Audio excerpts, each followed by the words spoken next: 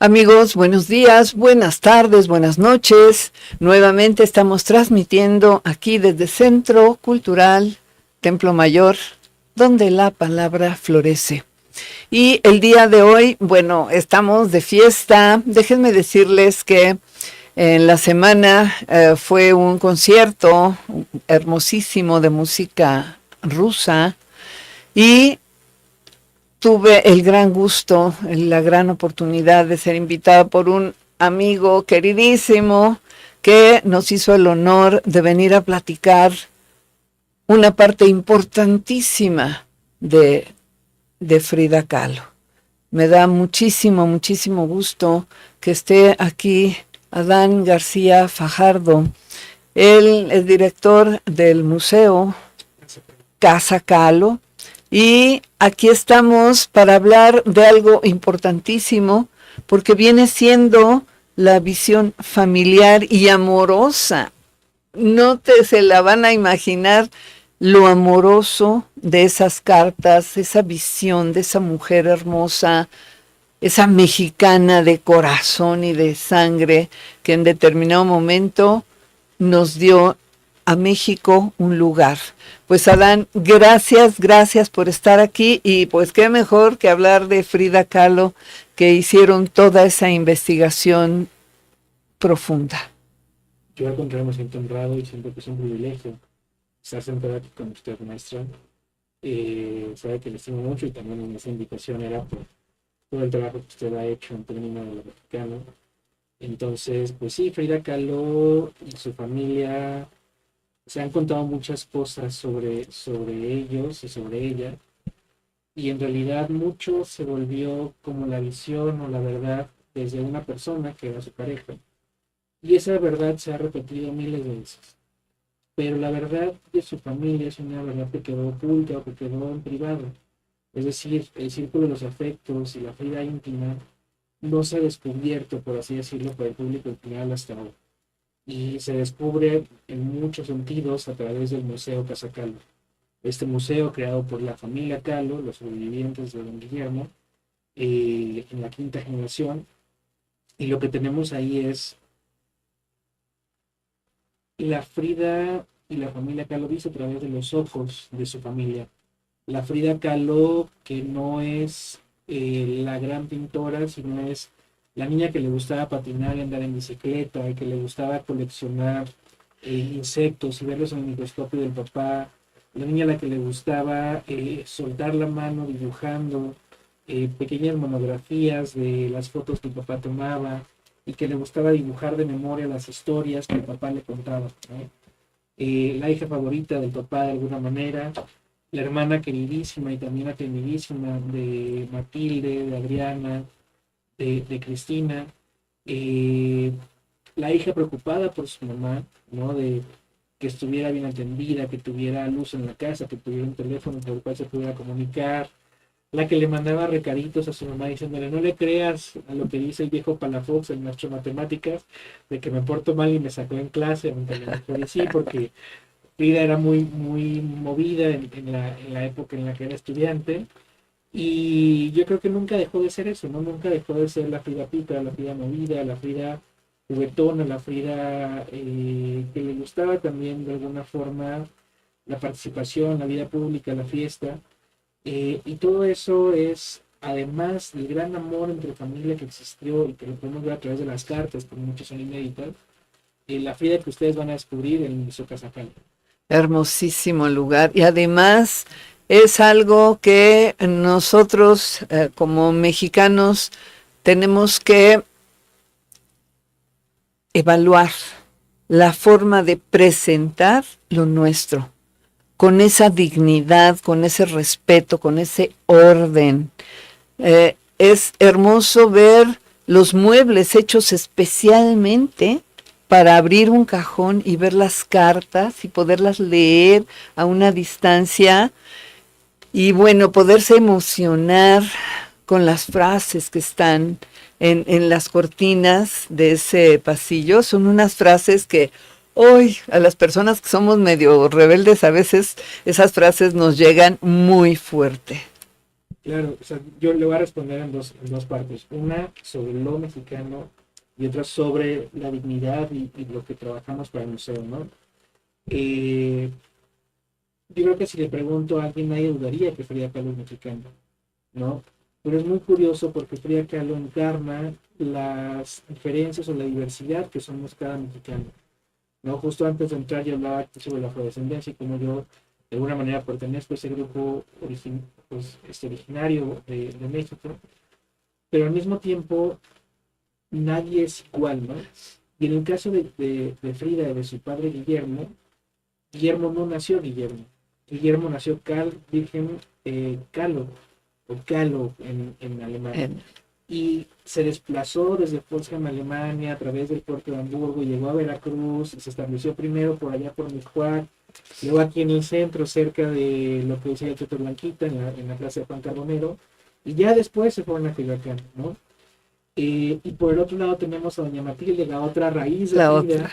que tiene un padre que tiene orígenes purépechas de Michoacán y una madre que tiene orígenes españoles.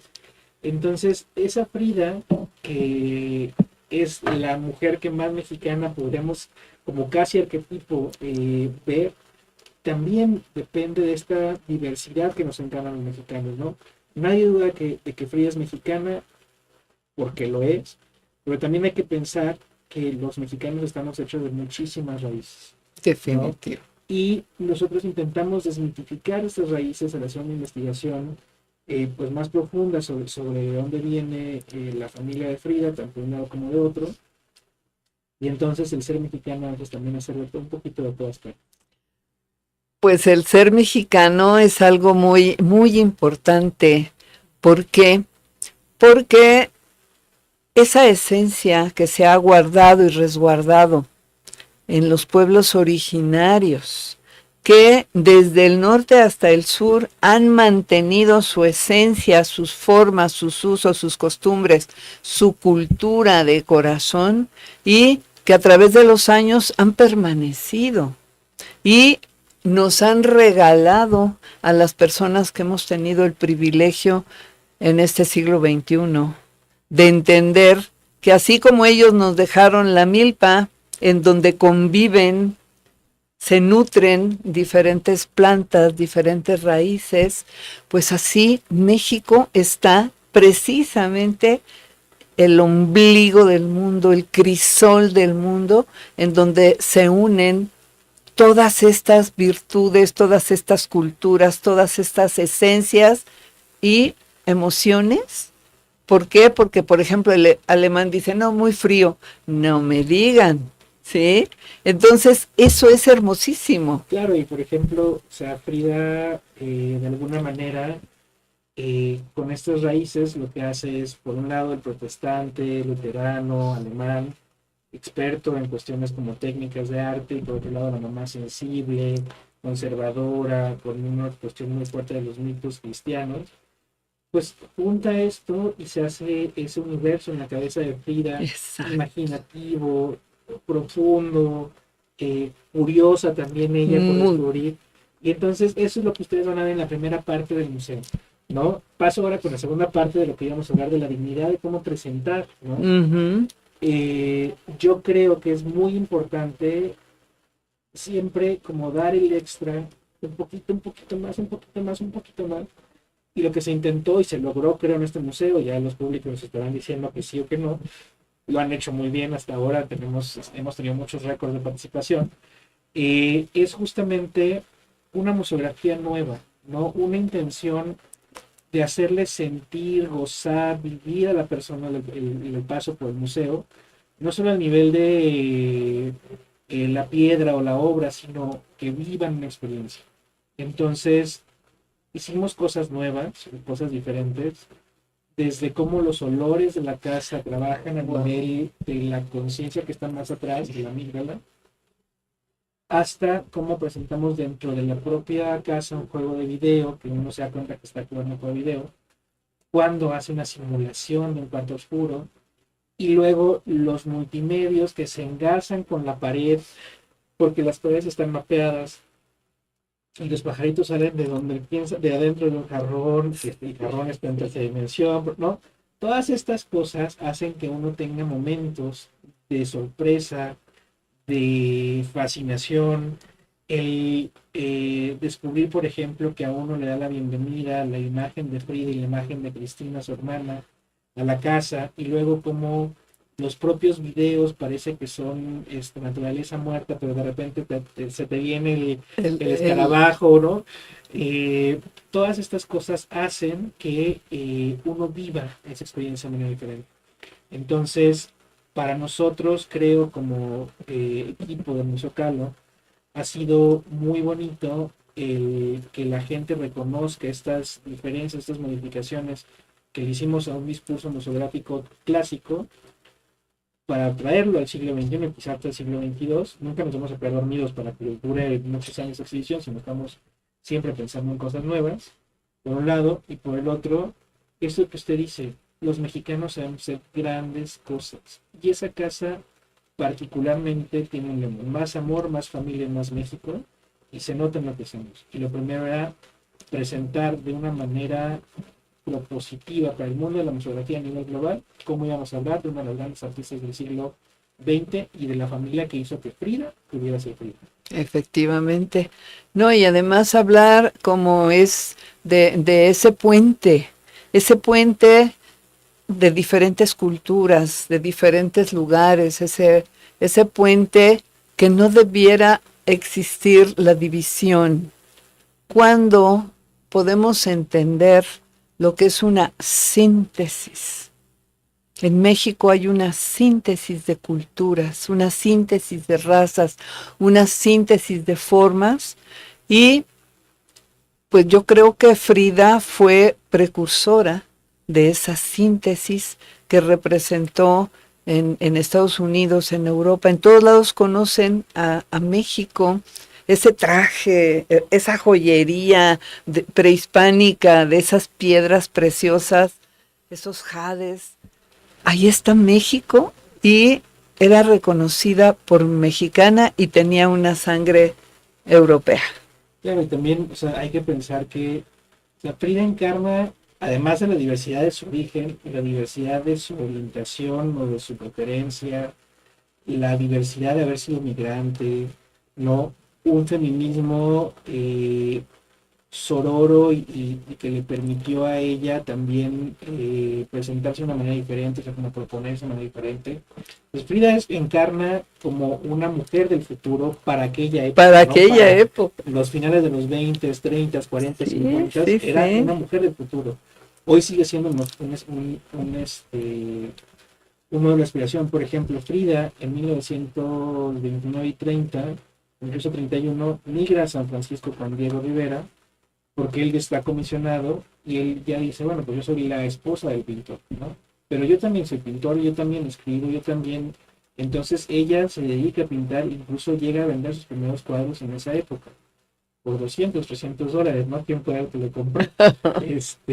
Frida es hoy por hoy la mujer o la artista femenina que tiene el récord del precio más alto de venta, en $54.7 millones, ¿no? Entonces, todas estas cosas a mí me hacen pensar en el valor de defender la autenticidad, ¿no? De cómo Frida era autentiquísima en el sentido de que ella creó su propia persona, su propio rostro y su propio corazón frente al mundo, Sí. y supo compartirlo, y supo hacerse ver, y además de eso, al crear su rostro y su corazón con base en lo que le había dado a su familia, su origen, estar orgulloso de ella, llevó tras de sí un gusto por lo mexicano, un gusto por el color, por el vivir, por incluso la fiesta, te podría decir, porque ella lo encarnaba también. Exacto, ¿no? exacto. Y también queremos mostrar eso. De hecho, tenemos una de las pocas grabaciones a color de Frida Kahlo, o sea, que hoy quizá parece muy sencillo porque ya en celular pues tenemos eso, pero si ustedes piensan en los 40 o 50, grabar a color era algo muy difícil, y de hecho no hay grabaciones de su voz,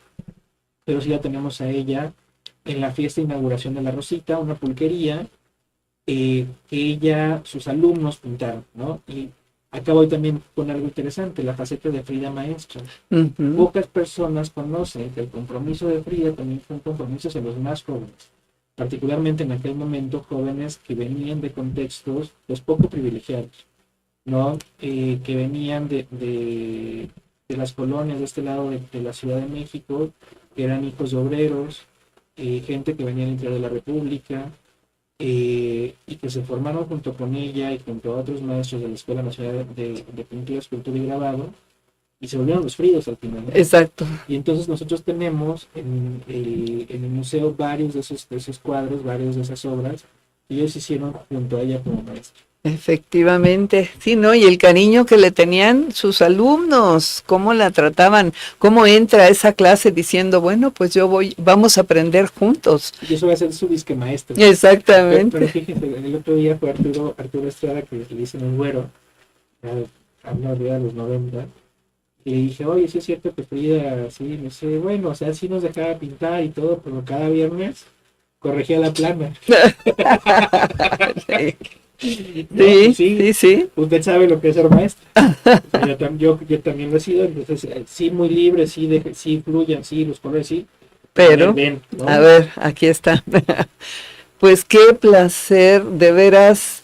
Y es una invitación de veras impresionante. En muchos años ha sido pues una visita a diferentes lugares. Se conocen a personalidades, pero muy superficialmente.